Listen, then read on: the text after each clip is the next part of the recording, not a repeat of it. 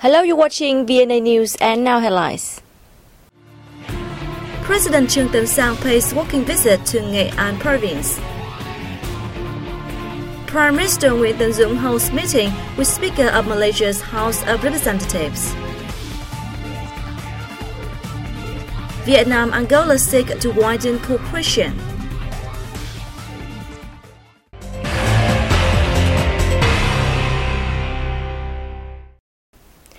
President Trương Tấn Sang has requested Nghệ An province to accelerate the application of science and technology in industrial production and develop concentrated agricultural production models in order to become an economic center of the northern central region.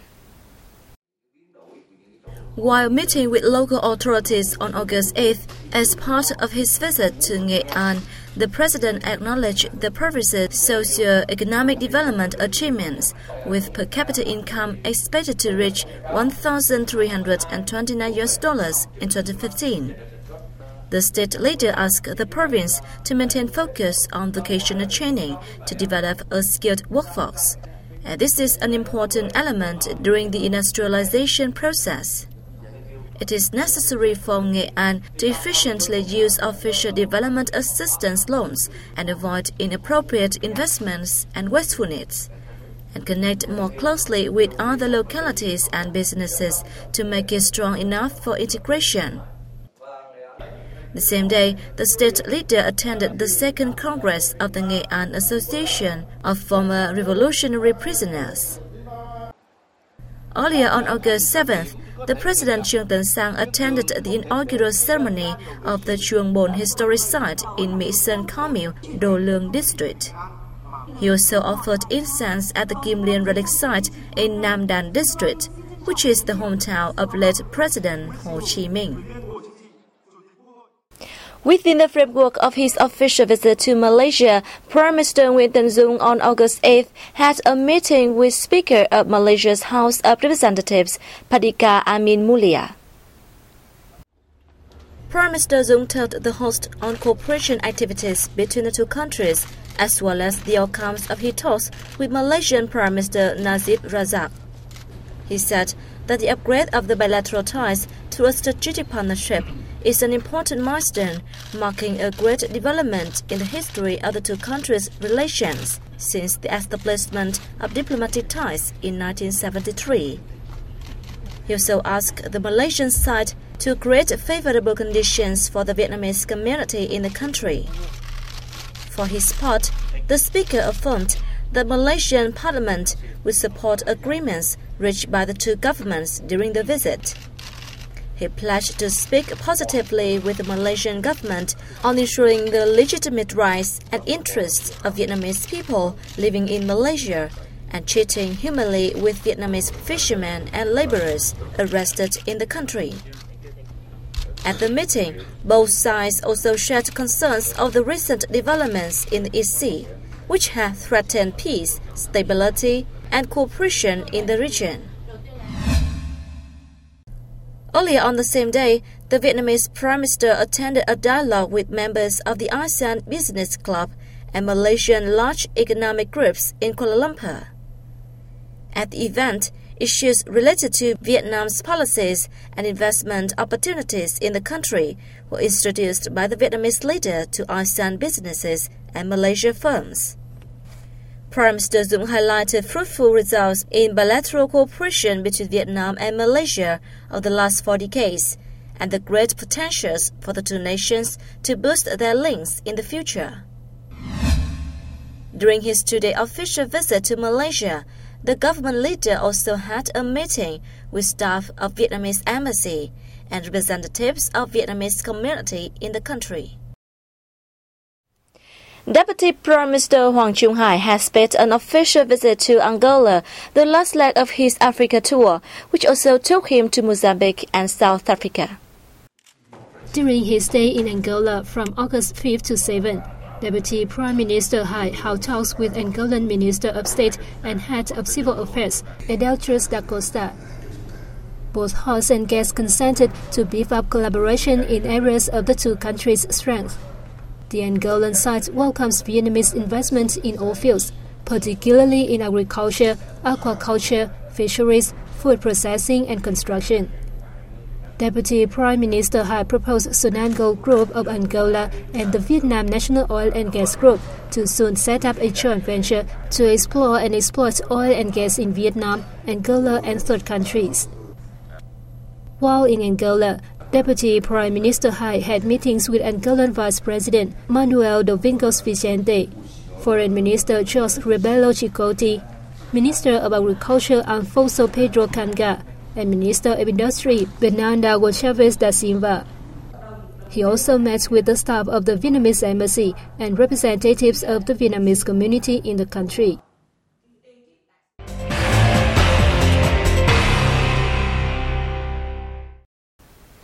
A seminar on 20 years of official development assistance activities in Vietnam has been held in the center city of Da Nang.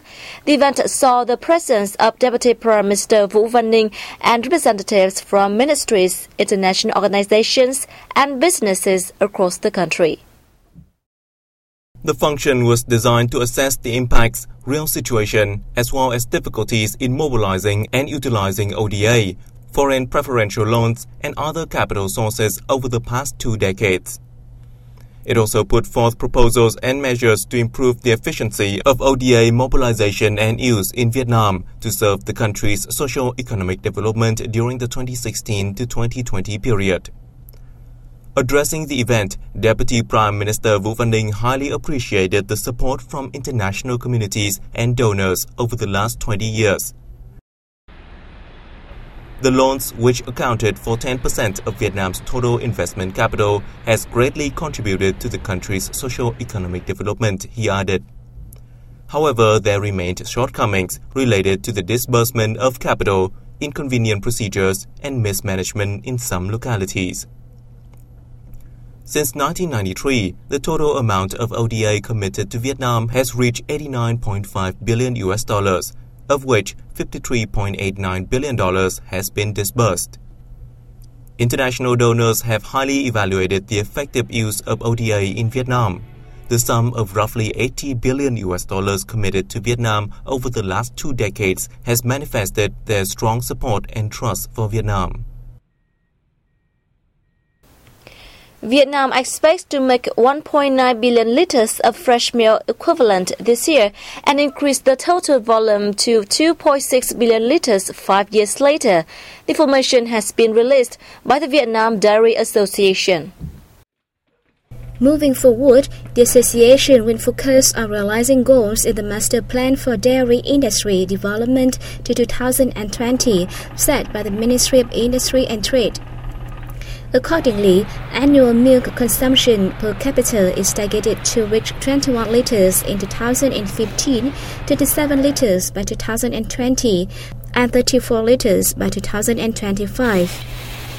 In 2015, fresh milk production is set to reach 660 million liters, meeting 35% of the domestic demand. The corresponding figure by 2020 is 1 billion liters, meeting 40% of the demand. There are currently about 70 businesses operating in the dairy industry nationwide. The number of milk cows reached nearly 230,000 at the beginning of this year.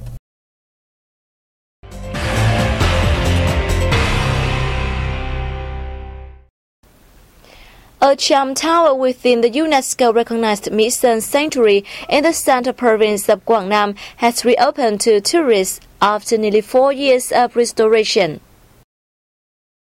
The restoration project of the tower was implemented at a cost of over $413,000 with support from Indian experts. During the restoration, archaeologists unearthed nearly 200 objects inside and around the tower. These objects will be handed to the Mỹ Sơn Relic and Tourism Management Board for protection, public display, and research. The Indian experts have also coordinated with Vietnamese agencies to conduct surveys. The results will serve as a basis for determining resolutions to upgrade other relic sites in the sanctuary.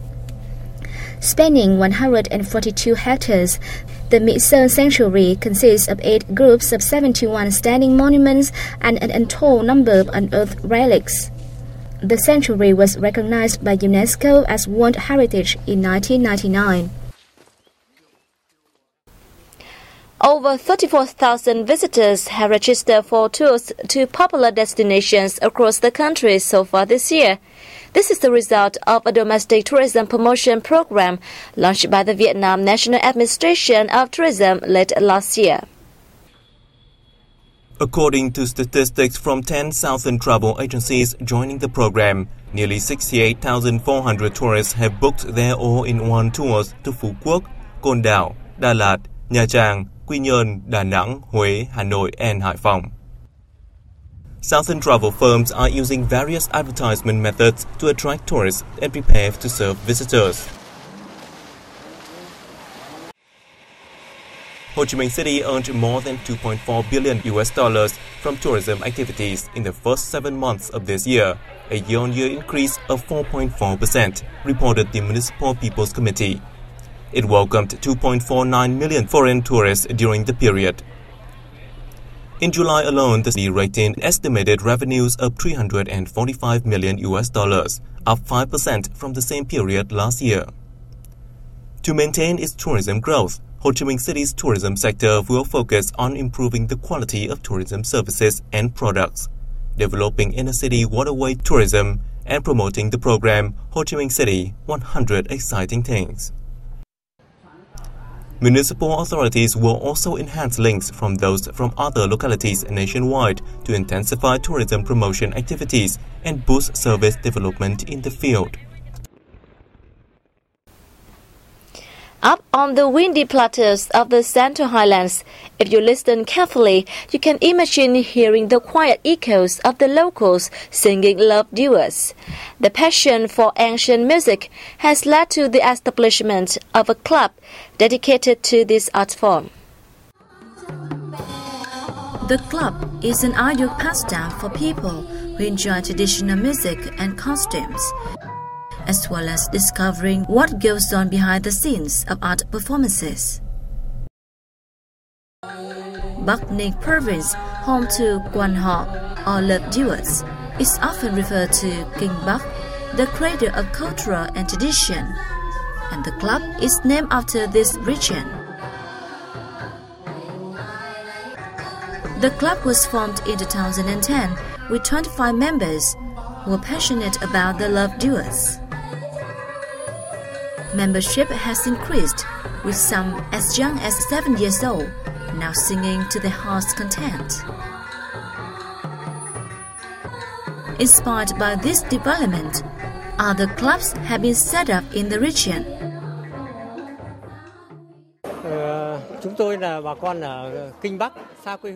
We are the children of Kinh Bắc, our faraway home.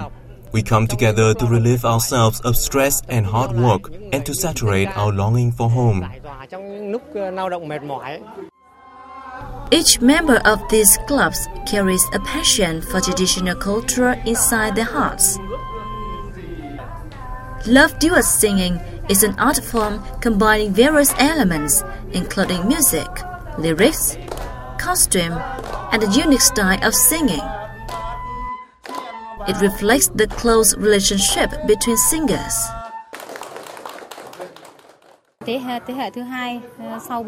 I hope the next generation will continue to maintain this culture art form, which was recognized by UNESCO as intangible heritage.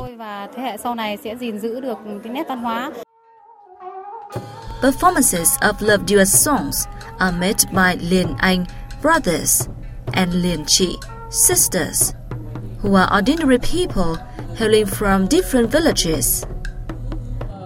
The rich and diverse tunes and fine lyrics of the songs portray the zest for life and distinctive cultural features of people in the region formerly called Kinh Bắc. In 2009, Quan Họ was recognized by UNESCO as intangible cultural heritage of humanity. And that has wrapped up our news bulletin. Thanks for joining us, and goodbye for now.